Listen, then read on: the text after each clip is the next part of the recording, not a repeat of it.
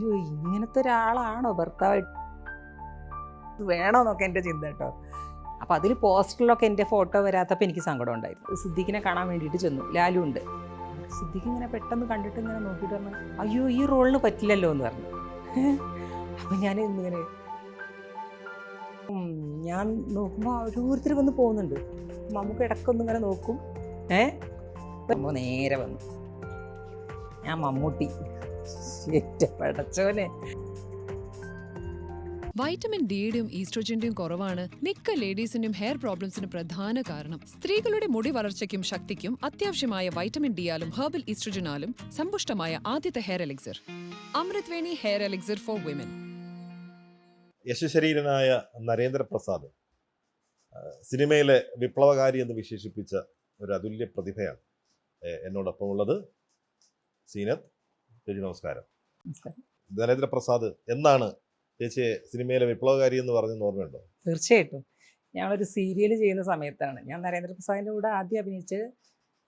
തോവാളപ്പൂക്കൾ എന്ന് പറഞ്ഞ സിനിമയാണ് അഭിനയിച്ചത്. പിന്നെ കുറേ കാലം ഞങ്ങൾ പിന്നീടും പടങ്ങൾ ചെയ്തു. ബന്ധുക്കൾ ചിത്രങ്ങളൊക്കെ പെട്ടെന്ന് ഓർമ്മ വരുന്ന സിനിമകളാണ്. അതെ.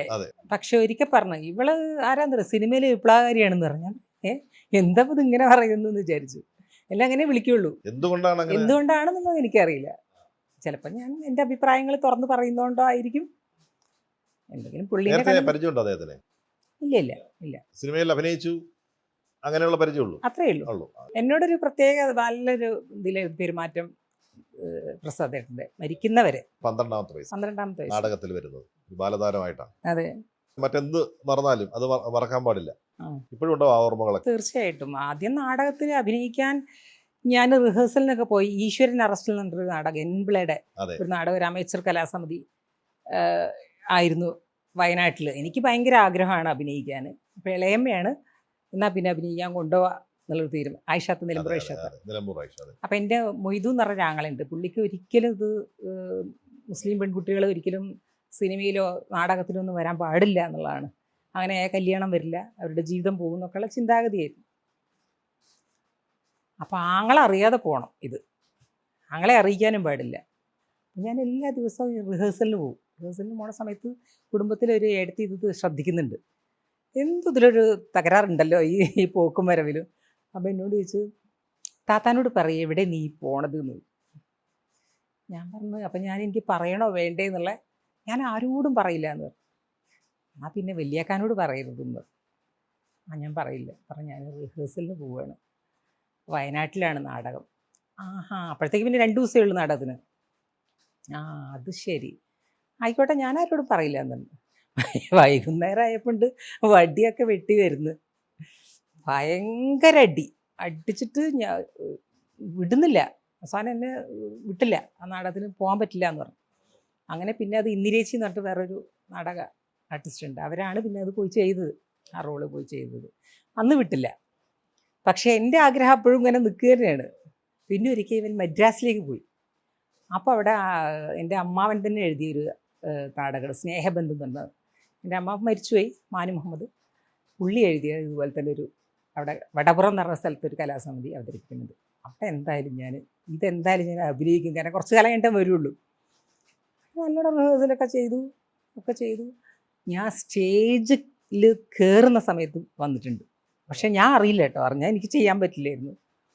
അങ്ങനെ അത് ഫുള്ള് കണ്ടു, വീട്ടിൽ കാത്തിരിക്കുന്നുണ്ട്. ഞാൻ പേടിച്ചു, ഇനി അന്നത്തെ പോലെ അടി ഇനിയും കിട്ടുമോ ഇത് പറഞ്ഞാൽ എനിക്ക് മനസ്സിലായി, നീ പറഞ്ഞിട്ട് നീ നിൽക്കില്ല എന്ന് എനിക്ക് മനസ്സിലായി, പോയിക്കോ. പക്ഷേ കലാരംഗത്ത് നിന്നൊരു ചീത്തപ്പേരുണ്ടായിക്കൊണ്ട് വരരുത്, അത്രയേ ഉള്ളൂ എനിക്ക് പറയാൻ.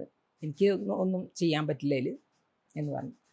പിന്നെ ഇളയമാൻ്റെ അടുത്ത് പറഞ്ഞു, അവൾക്ക് എന്തെങ്കിലും നിങ്ങളാണ് ഇറക്കിയിട്ടുള്ളത്, അപ്പം കലാരംഗത്ത് നിന്ന് എന്തെങ്കിലും ഒരു കുഴപ്പം വന്നിട്ടുണ്ടെങ്കിൽ ഉത്തരവാദി നിങ്ങളായിരിക്കും, ഞാനല്ല.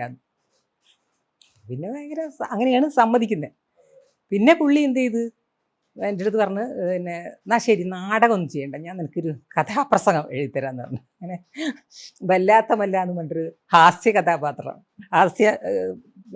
കഥാപ്രസംഗം എന്നെ പഠിപ്പിച്ച്, ഏടത്തിൻ്റെ കുട്ടികളൊക്കെ തന്നെ പാട്ട് പാടാൻ ഞങ്ങളൊക്കെ തന്നെ അവിടെ ചന്തക്കുന്ന് പറഞ്ഞ സ്ഥലത്ത് UP സ്കൂളിൽ അത് അരങ്ങേറ്റം ഉണ്ടായി.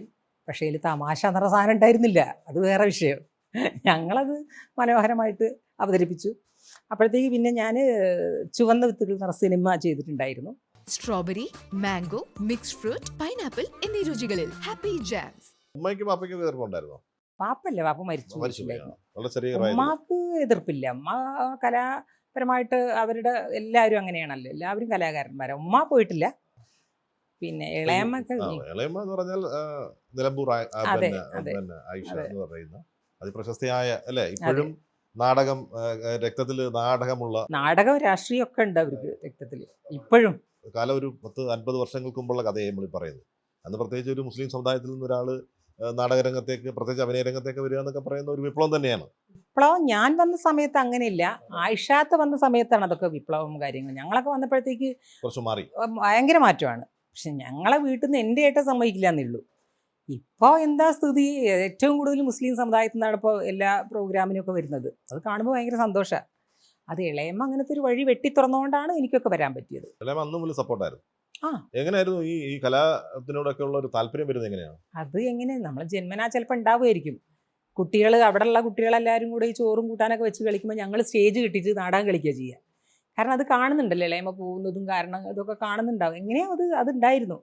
പിന്നെ ഏട്ടനൊക്കെ പാട്ട് പാടുമായിരുന്നു. അപ്പോൾ അവരെ പാട്ട് കേൾക്കുക, അങ്ങനെയൊക്കെ ഒരു കലാപരമായിട്ടുള്ള എല്ലാവർക്കും ഉണ്ടായിരുന്നു. പക്ഷേ അഭിനയിക്കാൻ പോകണ്ടെന്നുള്ളതാണ് ഇളയമ്മടുത്താണ് ആദ്യം പറയുന്നത് ഇളയമ്മ. നാടകത്തിൽ അഭിനയിക്കണമെന്നുള്ളത്. അങ്ങനെ ആദ്യം അഭിനയിച്ച നാടകത്തിന്റെ പേരെന്തായിരുന്നു?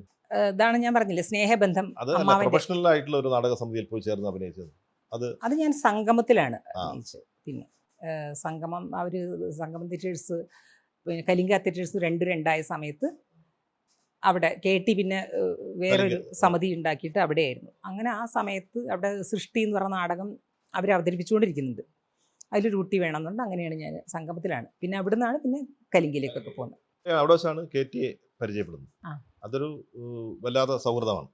കാരണം KT സംബന്ധിച്ചോളം നമുക്കറിയാം, നാടകാചാര്യൻ എന്നൊക്കെ നമുക്ക് വിശേഷിപ്പിക്കാൻ ഒരു ഇതും വരണ്ടാത്ത ഒരാളാണ്. അതെ, തീർച്ചയായിട്ടും. അദ്ദേഹം അവിടുത്തെ ആ കലിംഗയിലുള്ള എക്സ്പീരിയൻസ് അവിടെ വെച്ച് എന്തായിരുന്നു അവിടുത്തെ എക്സ്പീരിയൻസ്? ഞങ്ങൾ ചെന്ന സമയത്ത് കൈനാട്ടികൾ എന്ന് പറഞ്ഞൊരു ഡ്രാമ കളിച്ചിട്ടുണ്ടായിരുന്നു. പിന്നെ അവിടുന്ന് അതിലൊരു ആർട്ടിസ്റ്റ് ഇതുപോലെ മാറിപ്പോയി.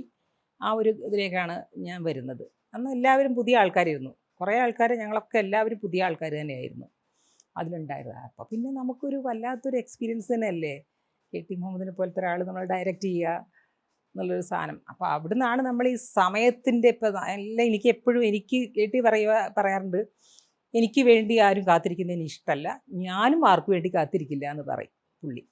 അങ്ങനെയാണ്. ഭയങ്കര ടൈമിൻ്റെ കാര്യത്തിൽ ഭയങ്കരതായിരുന്നു. കർക്കശക്കാരൻ തന്നെയായിരുന്നു. അപ്പോൾ അവിടെ നിന്നാണ് നമ്മളതൊക്കെ ആ കാര്യങ്ങളൊക്കെ പഠിക്കുന്നത്. അതിപ്പോഴും എനിക്കുണ്ട്. ഇപ്പോൾ ഷൂട്ടിങ്ങിനൊക്കെ വരാൻ പറഞ്ഞാൽ ഞാൻ പറയും, എൻ്റെ അടുത്ത് കറക്റ്റ് സമയം പറഞ്ഞാൽ മതി. അത് ഇപ്പോഴും പാലിക്കുന്നുണ്ട്. കൂട്ടി പറയാൻ വേണ്ട, കുറച്ച് പറയാൻ വേണ്ട, ഞാൻ കറക്റ്റ് സമയത്ത് ഞാൻ റെഡി ആവുന്നു. കലിംഗെത്തിപ്പെടുമ്പോഴാണ് KT എന്ന് പറയുന്ന ഒരു അതികായകനെ പരിചയപ്പെടുന്നത് അല്ലേ? അവിടെ അത് പക്ഷേ നമ്മുടെ ജീവിതത്തിലേക്ക് അദ്ദേഹം വൈകാതെ കടന്നു വരുന്നൊരു നിമിഷമുണ്ട്. അത് പലപ്പോഴും പറഞ്ഞിട്ടുണ്ട്, പോലും പറഞ്ഞിട്ടുള്ള കാര്യമാണ്. വളരെ ചെറിയ പ്രായത്തിൽ നമുക്കൊരു തീരുമാനം എടുക്കാനൊന്നും ഉള്ള പ്രായമായിട്ടില്ല. ഒരു 18 വയസ്സ് അദ്ദേഹത്തിന് വിവാഹം കഴിക്കുന്നു. അദ്ദേഹത്തിൻ്റെ ഒരു ആഗ്രഹമായിരുന്നു. പക്ഷെ അന്നെടുത്തൊരു തീരുമാനം ശരിയായിരുന്നു എന്ന് അപ്പോഴും പിന്നീടെങ്കിലും തോന്നിയിട്ടുണ്ടോ? അത് അങ്ങനെ വേണ്ടിയിരുന്നില്ല എന്ന്? അതിനിപ്പോൾ എനിക്ക് ഉത്തരം പറയാൻ, കാരണം ഒന്നാമത് KT ജീവിച്ചിരിപ്പില്ല. നമ്മളതിനെപ്പറ്റി പറയാതിരിക്കുന്നതല്ലേ നല്ലത്. KT ഇഷ്ടപ്പെട്ടിരുന്നു? ഇഷ്ടപ്പെടാൻ എന്തായാലും കല്യാണം കഴിക്കില്ലല്ലോ.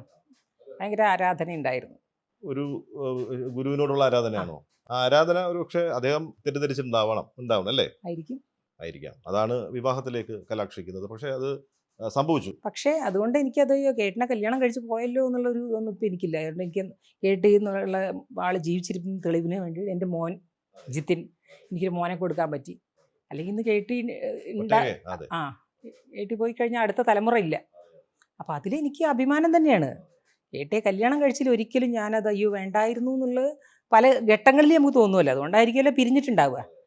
പക്ഷേ ഇന്ന് ഓർക്കുമ്പോൾ അത് എനിക്ക് പ്രശ്നമല്ല. ജീവിതത്തിൽ പല പ്രശ്നങ്ങളും വരുമ്പോൾ നമുക്കത് വേണ്ടായിരുന്നു തോന്നുമല്ലോ.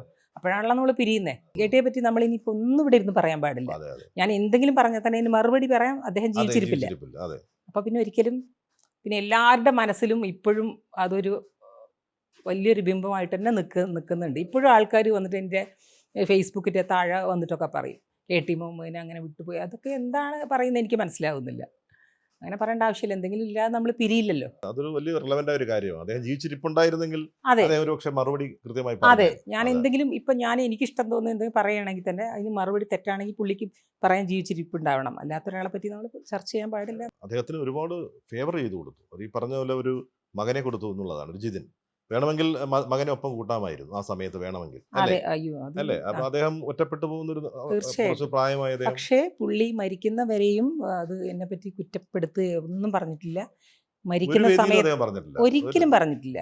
ഞാനാണ് ആദ്യമായിട്ട് ഓടി ചെന്നിട്ടുള്ളത്.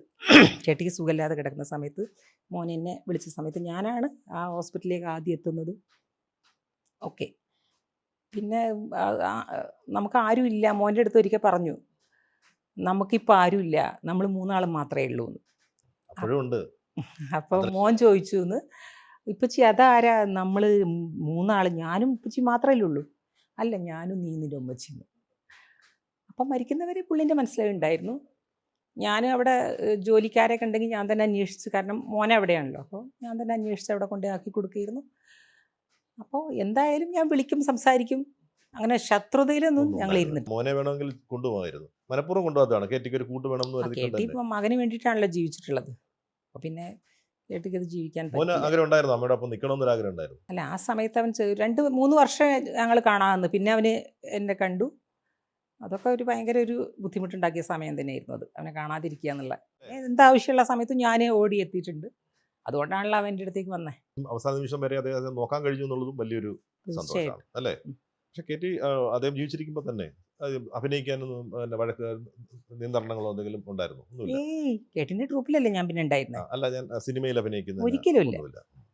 ഞാൻ അവിടെ നിൽക്കുന്ന സമയത്താണ് ധനം എനിക്ക് വന്നിട്ടുള്ളത്. അങ്ങനെ ധനം വന്ന സമയത്ത് എന്നെ വിളിച്ചു, എനിക്ക് താല്പര്യമാണെങ്കിൽ പോയിക്കോ എന്ന് പറഞ്ഞു. അങ്ങനെ അല്ലാതെ അതിനൊന്നും കുഴപ്പമില്ല. ഒരിക്കലും ഇല്ല. അതിന് മുമ്പല്ലേ ഒരു പൂവൻപഴം എന്ന് പറഞ്ഞൊരു സീരിയൽ? പൂവമ്പഴം, വൈക്കം മുഹമ്മദ് ബഷീറിൻ്റെ. അതിൻ്റെ മുമ്പ് കമണ്ടലു എന്ന് പറഞ്ഞിട്ട് വിജയകൃഷ്ണൻ്റെ ഒരു സീരിയൽ, വിജയകൃഷ്ണല്ലേ പുള്ളീൻ്റെ ഒരു സീരിയൽ ദൂരദർശനിൽ. അവിടെ നിന്നാണ് കുമാറായിരുന്നു എൻ്റെ ക്യാമറാമാൻ. എസ് കുമാർ. കുമാറാണ് എനിക്ക് തോന്നുന്നത് പൂവമ്പഴത്തിന് എന്നെ പറഞ്ഞു കൊടുക്കുന്നത്, സംശയമുണ്ട്.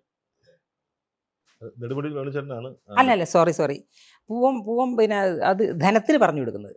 പൂവമ്പഴമല്ല, ധനത്തിന് സിനിമയ്ക്ക് പറഞ്ഞു കൊടുക്കുന്നത് കുമാറാണ്. പൂവമ്പഴം എന്ന് പറഞ്ഞാൽ ഞങ്ങളൊരു കേട്ടിൻ്റെ ഒരു ഇൻ്റർവ്യൂ ദൂരദർശൻ എടുത്തിട്ടുണ്ടായിരുന്നു. അപ്പോൾ അവിടെ അവർ വന്നിട്ടുണ്ടായിരുന്നു. അവർ വന്നപ്പോൾ അതിലൊരു കാഫർ എന്ന് പറഞ്ഞ ഒരു ഡ്രാമയിലൊരു ചെറിയ ഒരു ഭാഗം ഷൂട്ട് ചെയ്തു. അവർ പാട്ടിൻ്റെ ഒരു സീൻ ഷൂട്ട് ചെയ്തു. അതെടുത്ത് അവിടെ പോയപ്പോൾ വിളിച്ചു, സാർ ഞാൻ പൂവമ്പഴം എന്ന് പറഞ്ഞ വൈക്കം ബഷീറിൻ്റെ ഒരു ഇതുണ്ട്, അതിന് വിടുമോ എന്ന് ചോദിച്ചു.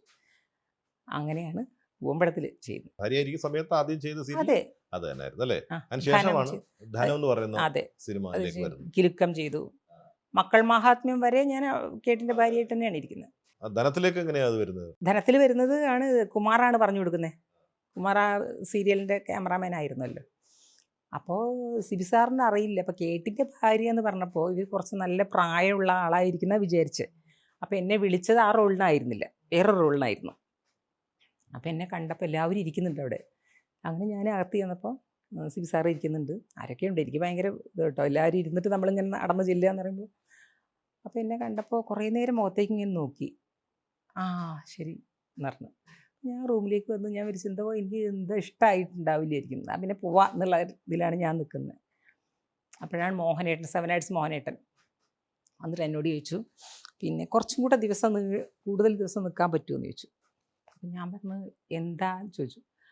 പറഞ്ഞു ശരിക്കും ഈ റോളിനല്ല, സിബി സാറ് വിചാരിച്ച് കുറേ പ്രായമുള്ള ഒരാളായിരിക്കും ഇതെന്ന് വിചാരിച്ചിട്ടാണ് ആ റോളിന് വിളിച്ചത്. പക്ഷേ ഇതിപ്പോൾ നല്ലൊരു ക്യാരക്ടറുണ്ട്. ഒരു ചേച്ചിയുടെ അനിയത്തിൻ്റെ കഥയാണല്ലോ ധനത്തിൽ, ചാർമിള.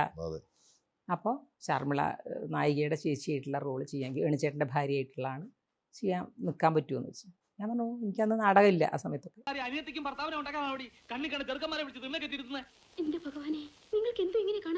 എനിക്ക് തോന്നുന്നു മോഹൻലാലിനെ ഒക്കെ കണ്ടുമുട്ടുന്ന. അതെ മോഹൻലാലാണ് എനിക്ക് കിലുക്കത്തിന് പറഞ്ഞു കൊടുക്കും. കിലുക്കം സമയത്ത് അത് കഴിഞ്ഞ് ലാല് പ്രിയദർശൻ്റെ സിനിമയ്ക്ക് പോവാ. അങ്ങനെ അവിടെ നിന്നാണ് എനിക്ക് കിലുക്കം പറ്റുന്നത്. പിന്നെ അദ്ദേഹത്തിന് പിന്നെ ഒരുപാട് സിനിമകൾ ചെയ്തു. അതെ, കിലുക്കമല്ല, അതിനുശേഷം ഞാൻ എനിക്ക് തോന്നുന്നു ബലി എന്ന് പറഞ്ഞ ഒരു സിനിമ ചെയ്തു, പവിത്രേട്ടൻ്റെ.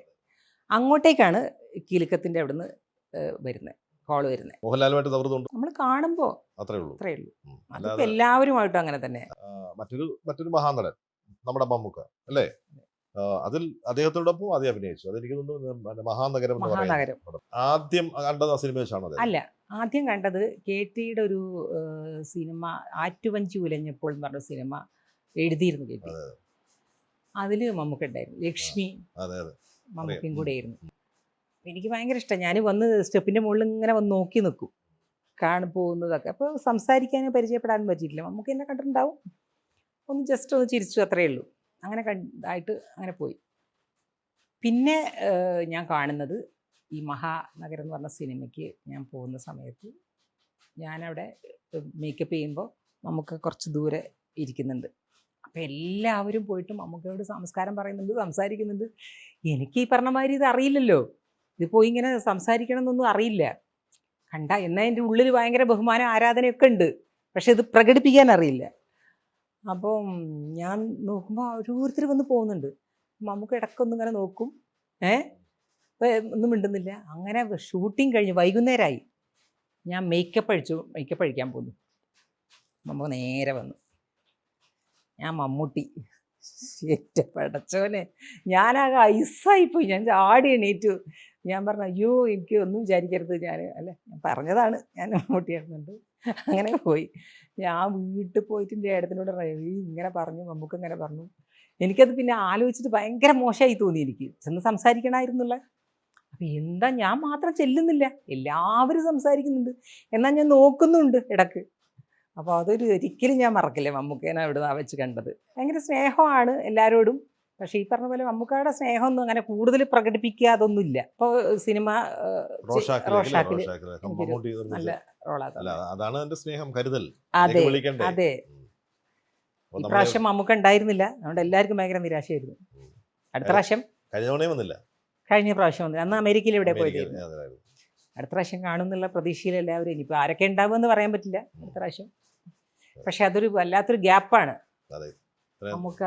അല്ലെങ്കിൽ ആ ഫോട്ടോ എടുക്കുമ്പോഴേ ആ നടുവിൽ ഒന്നിരിക്കും, എല്ലാവരും കൂടെ മമ്മൂക്കയ്ക്ക് ചുറ്റും കൂടി താഴെ ഇരിക്കും. അതൊക്കെ ഒരു ഈ പ്രാവശ്യം ആളും കുറവായിരുന്നു. സിനിമയിൽ സൗഹൃദങ്ങളില്ലാത്ത ഒരാളാണ്, പക്ഷെ ഉണ്ടായിരുന്നു ശാന്താദേവി ടീച്ചർ. ശാന്തേട്ട് നാടകത്തിൽ അത് നാടകം ചെയ്യുന്ന സമയത്ത്. അല്ല, എങ്കിലും ആ സ്ഥലത്ത് നിന്ന് പോന്നു കഴിഞ്ഞാൽ പിന്നെ ആ ഒരു വിളിക്കലും ഫോൺ ചെയ്യലും അങ്ങനെ പൊതുവേ ഇല്ല. എനിക്ക് തോന്നുന്നു ഇപ്പോഴത്തെ ജനറേഷനാണ് അത് കൂടുതലും ചെയ്യുന്നത് തോന്നുന്നുണ്ട്. കലിങ്കൽ ചേരുന്ന സമയത്താണ് ചേച്ചി അവിടെ ഉണ്ടോ? ശാന്താദേവി ചേച്ചി അല്ലേ? ശാന്തയെടുത്ത് ഞാൻ കലിങ്കലുള്ള സമയത്താണ്. അവിടെ വെച്ചാണ് ആ പരിചയം. അതെ, ശാന്തയെടുത്തേക്ക് എന്നെ വലിയ ഇഷ്ടമായിരുന്നു. ആയിഷാത്ത പോയതിന് ശേഷം ശാന്തയെടുത്തിയാണ് പിന്നെ ഉണ്ടായിരുന്നത് അവിടെ. മരിക്കുന്നവരെയും ആ അടുപ്പം പുലർത്തിയിരുന്നു അല്ലേ? എവിടുന്ന് കണ്ടാലും ഓടി വരും, ഞാൻ അങ്ങോട്ട് ചെല്ലും. പിന്നെ ഈ പറയണ പോലെ ഫോൺ വിളിയും കാര്യങ്ങളൊന്നുമില്ല, കാരണം അവർ കോഴിക്കോട്, ഞാൻ പിന്നെ എവിടെയായി. ആദ്യത്തെ സിനിമ എന്ന് പറയുന്നത് P.A. ബക്കറിന്റെ സിനിമയാണ് അല്ലേ? ചുവന്ന വിത്ത് എന്ന് പറയുന്ന പടം. ആ സിനിമയിലേക്കുള്ള ഒരു എൻട്രി എങ്ങനെയായിരുന്നു? അത് ഇതുപോലെ തന്നെ ബാലേട്ടൻ, നിലമ്പൂർ ബാലേട്ടൻ ബാലേട്ടൻ ഇളയമൊക്കെ ഇട്ട് നല്ല അടുപ്പമാണല്ലോ. അപ്പോഴാ വിളിച്ചിട്ട് ചോദിച്ചു ഒരു കുട്ടി ഇങ്ങനെ. അപ്പോൾ എന്നെ കണ്ടിട്ടുണ്ട്. അപ്പം പറഞ്ഞ സീനത്തിനെ നമുക്ക് അഭിനയിപ്പിക്കാൻ പറ്റുമോ P.A. ബക്കറിൻ്റെ സിനിമയിലേക്ക് എന്ന്. അങ്ങനെയാണ് ഇളയമാനെ വിളിച്ചിട്ടാണ്. അതിലും ഇളയമ അഭിനയിക്കുന്നുണ്ട്. അപ്പോൾ എനിക്ക് ആ സമയത്തൊക്കെ ഇളയമ കൂട്ടാണ്. പിന്നെ അന്യരുടെ ഭൂമി, ബാലേട്ടൻ്റെ തന്നെ അന്യരുടെ ഭൂമി ചെയ്തു. മാമുക്ക ആദ്യമായിട്ട് എൻ്റെ കൂടെയാണ് അഭിനയിക്കുന്നത് അന്യരുടെ ഭൂമിയിൽ.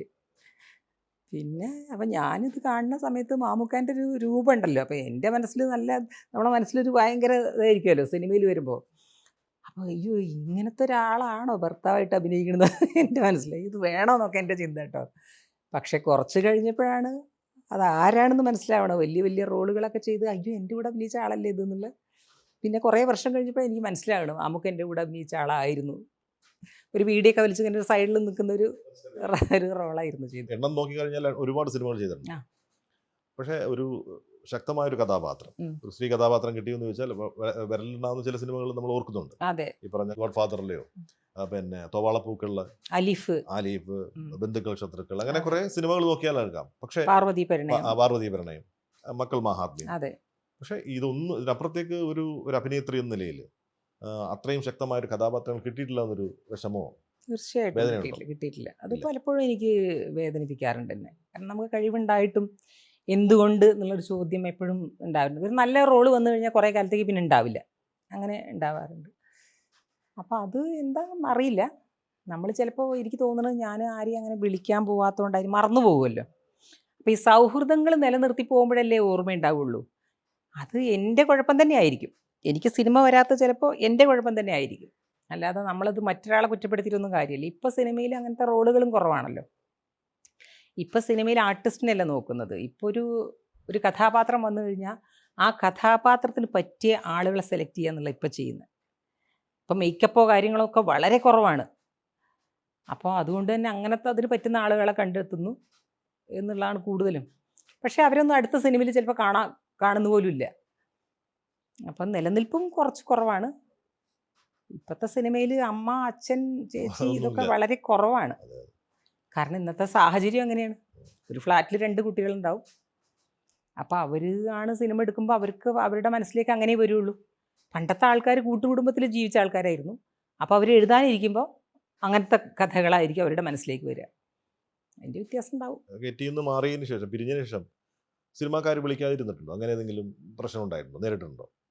അങ്ങനെ ഉണ്ടായിട്ടില്ല. ആ സമയത്ത് വലിയ പിരിഞ്ഞ ഗ്യാപ്പ് വന്നിരുന്നു. പക്ഷേ അല്ല, ഗ്യാപ്പ് അധികം വന്നിട്ടില്ല. ആ. എനിക്ക് ആ പ്രശ്നമുള്ള സമയത്ത് എന്നെ വിളിച്ചിട്ടുള്ളത് സിദ്ദീഖും ലാലും കൂടെയാണ്. അവരൊരു സിനിമ അപ്പം തന്നെ എനിക്ക് തന്നു. പിന്നെ അല്ലെങ്കിൽ എനിക്ക് ഗ്യാപ്പ് വരുമായിരുന്നു. കാബൂളിവാല. കാബുളിവാല. പിന്നെ അതേപോലെ ഗൾഫ് ട്രിപ്പ്. അതിന് മുമ്പ് അത് അത് ആ സമയത്താണ് അത്. ഉം. ഞങ്ങൾ നേരെ പോകുന്നത് ഈ പ്രശ്നങ്ങൾ നടക്കുന്ന സമയത്താണ് ഞങ്ങൾ അവിടെ പോകുന്നത്. അപ്പോൾ അവിടെ എനിക്ക് ഗ്യാപ്പ് വന്നിരുന്നെങ്കിൽ കുറച്ച് വരുമായിരുന്നു. പിന്നെ അങ്ങനെ ഞാൻ സിനിമയിൽ ഇഷ്ടംപോലെ സിനിമയിൽ അങ്ങനെ പ്രശ്നങ്ങളൊന്നും ഉണ്ടായിട്ടില്ല. ഒരിക്കലും ആരും ഉണ്ടായിട്ടില്ല. വിളിക്കാതിരിക്കുകയോ ഏയ് ഒന്നും ചെയ്തിട്ടില്ല. അതുമായിട്ട് യാതൊരു ബന്ധവും എനിക്ക് സിനിമയിൽ ആരും എന്നെ അത് പറഞ്ഞിട്ട് ഒന്നും ഉണ്ടായിട്ടില്ല. ഉണ്ടായില്ല. പക്ഷെ ഒരു റീ എൻട്രിക്ക് കാരണമായത് സിദ്ദിഖാണ്. അതെ, സിദ്ദീഖും ലാലും. സിദ്ദിഖ് ലാൽ ഏറ്റവും മികച്ചൊരു വേഷം. നമ്മൾ ഇന്നും ഓർക്കുന്നത്, ഇപ്പം ചേച്ചി ഓർക്കുന്ന സിനിമയിലൊന്ന് ഈ ഗോഡ് ഫാദറിലെ ആ കഥാപാത്രമാണ് അതെ അല്ലേ? ഉം. കടപ്പുറം കല്യാണി, എന്തോ കടപ്പുറം കാർത്തിയാനി. കാർത്തിയായനി. അതെ, കടപ്പുറം കാർത്തിയായനിയെ അതെ. കുറിച്ചാണ്. അങ്ങനെ ഒരു കഥാപാത്രത്തെ കേൾക്കുമ്പോൾ അല്ലെങ്കിൽ അത് ചെയ്യണമെന്നൊക്കെ തോന്നിയിരുന്നു. എന്താ അങ്ങനെ ഒരു വേഷം ചെയ്യണം? ഒറ്റ സീനിലേ ഉള്ളൂ. ഒറ്റ സീനേ ഉള്ളൂ. അത് ഇതുപോലെ വീട്ടിൽ വന്നിട്ട് വിളിച്ചു അവർ. അന്ന് ഞാൻ അവിടെയാണുള്ളത്. ഉം. അപ്പോൾ അവിടെ വന്നിട്ട് ഇങ്ങനെ കടപ്പുറം കാർത്തിയാനി എന്നുള്ള എന്താണ് റോളെന്ന് ചോദിച്ചപ്പോൾ പറഞ്ഞു ഇങ്ങനെ അത് കുറച്ചൊരു പിശക് പിടിച്ചൊരു സ്ത്രീയുടെ ക്യാരക്ടറാണ് എന്ന് പറഞ്ഞു. അപ്പോൾ എനിക്ക് ഭയങ്കര മടിയായി. അപ്പോൾ ചേച്ചിയൊക്കെ പറഞ്ഞു, അല്ല സിദ്ദീഖ് ലാലിൻ്റെ പടം ആയതുകൊണ്ട് ചിലപ്പോൾ നല്ലതായിരിക്കും അത് എന്നൊക്കെ പറഞ്ഞു. വീട്ടിൽ നിന്ന് ഞങ്ങളങ്ങനെ സംസാരിക്കുമ്പോൾ. അപ്പോൾ ഏതായാലും പോയി നോക്കാം എന്ന് വിചാരിച്ചു. അങ്ങനെ പോയി മേക്കപ്പൊക്കെ ഇട്ട് വന്നു. മുണ്ടും ബ്ലൗസുമാണ്. അതിൽ മുണ്ടും ബ്ലൗസും ഒരു ടവലുണ്ടോ? ഇല്ല. അങ്ങനെ സിദ്ദീഖിനെ കാണാൻ വേണ്ടിയിട്ട് ചെന്നു. ലാലും ഉണ്ട്. സിദ്ദീഖ് ഇങ്ങനെ പെട്ടെന്ന് കണ്ടിട്ട് ഇങ്ങനെ നോക്കിയിട്ട് പറഞ്ഞു, അയ്യോ ഈ റോളിന് പറ്റില്ലല്ലോ എന്ന് പറഞ്ഞു. അപ്പം ഞാൻ ഇങ്ങനെ പറഞ്ഞില്ല, ഇങ്ങനത്തെ ഒരു ക്യാരക്ടർ അല്ല അത്. അതൊരു ഭയങ്കര തടിച്ച് കുറച്ച് നല്ല ഏജുള്ളൊരു സ്ത്രീ. അന്ന് ഞാൻ ചെറുപ്പമാണല്ലോ. അപ്പോൾ ഇങ്ങനത്തെ ഒരു രൂപമേ അല്ല അതിന് വേണ്ടതെന്ന് പറഞ്ഞു. അത് യക്ഷി എന്നൊക്കെ അതിനെ പറയുന്നത്. അപ്പോൾ ഇത് പറ്റില്ല എന്ന് പറഞ്ഞു. അപ്പോൾ മണിയേട്ടൻ പറഞ്ഞു, മേക്കപ്പ് മാൻ, നമുക്കൊരു കാര്യം ചെയ്യാം, നമുക്കൊന്ന് മുറുക്കാൻ കൊടുക്കാം, എന്നാൽ ശരിയാവും. മുറുക്കി വന്നത് അത് അതിലേറെ കുഴപ്പമായി പറഞ്ഞു. ശരി, നമുക്കൊരു ഷോട്ട് എടുത്ത് നോക്കാം ഏതായിരുന്നു പറഞ്ഞു. അപ്പോൾ പിന്നെ ആ കൊടുവാളൊക്കെ പിടിച്ച് വരുന്നൊരു മുടിയൊക്കെ കഴിച്ചിട്ടാണ് വരുന്നുണ്ട്. അപ്പോൾ പറഞ്ഞു അപ്പോൾ എല്ലാവരും കൂടെ കൈയടിച്ചു, ഭയങ്കര കൈയടിച്ചു. അപ്പം പിന്നെ നല്ലതായി. അത് കഴിഞ്ഞപ്പോഴത്തേക്ക് പിന്നെ അവിടെയുള്ള ആൾക്കാർ മുഴുവൻ എന്നെ ഡയറക്റ്റ് ചെയ്യാൻ തുടങ്ങി. സംവിധായകരുടെ എണ്ണം അങ്ങ് കൂടി. പുതിയ ആളാണല്ലോ, ഇവരൊക്കെ പറഞ്ഞു അങ്ങനെയല്ല ഇങ്ങനെയല്ല എല്ലാവരും. അപ്പോൾ ഇത് ഷോട്ട് എടുക്കാൻ പറ്റുന്നില്ല. അപ്പോൾ സിദ്ദീഖ് പാക്കപ്പ് എന്ന് പറഞ്ഞു. അപ്പോൾ ഷൂട്ടിങ് കഴിഞ്ഞിട്ടില്ല. അപ്പോൾ എല്ലാവരും മുഖത്തോട് വന്ന് നോക്കി, അതിന് നാളെ എടുക്കാമെന്ന് പറഞ്ഞു. അപ്പം ഞാൻ പറഞ്ഞു കഴിഞ്ഞിട്ടില്ല, ക്ലോസ് എടുക്കാണ്ട് സംവിധായകരുടെ എണ്ണം കൂടുതലായതുകൊണ്ട് പാക്കപ്പ് പറഞ്ഞു. പിറ്റേ ദിവസം രാവിലെ 5 മണിക്കാണ് ഞാൻ ആ വീഴുന്ന ഷോട്ട് എടുക്കുന്നത്. ആ റോള് ഞാൻ ചെയ്തത് കൊണ്ടാണ് എനിക്ക് ശരിക്കും മക്കൾ മഹാത്മ്യം ഒക്കെ ചെയ്യാൻ പറ്റിയത്. ഒരു അടി മേടിച്ചത് നല്ല ഇന്നസെന്റ്. പിന്നെ സ്ത്രീന്റെ ചൂടറിയാത്തവരാരുണ്ടെന്നുള്ള ചോദ്യം ചോദിക്കും. ഇന്നസെന്റ് ഏട്ടൻ കല്യാണം കഴിച്ച ആളാ. അപ്പോഴാണ് ഇന്നസെന്റ് ഏട്ടനെ അടിക്കുന്നത്. ക്ലൈമാക്സിലേ അറിയുള്ളൂ എന്തുകൊണ്ട് അടിച്ചു എന്നുള്ളത്.